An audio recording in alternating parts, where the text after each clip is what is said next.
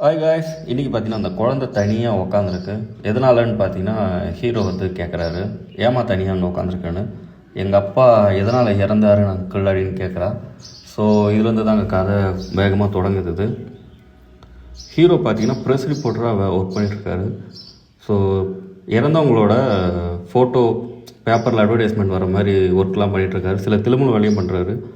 எதனாலன்னு பார்த்தீங்கன்னா க்ரைம் ரிப்போர்ட்டராக அவங்க தாங்க அவரோட எய்ம். இதில் இந்த குழந்தையோட அப்பா இறந்ததுனால எதுக்காக இறந்தாருங்கிற மாதிரி கண்டுபிடிக்க ஆரம்பிக்கிறாரு. அதில் சில தடையெல்லாம் கிடைக்கிது அவருக்கு. அவர் வந்து தானாக சாகலை, இது ஒரு கொலை. அதுவும் இல்லாமல் பார்த்தீங்கன்னா கொலைகாரன் வந்து இவரை மெயினால் கொலை பண்ணுறதுக்காக இவரை வந்து ஒரு சாம்பிளாக யூஸ் பண்ணுறான்.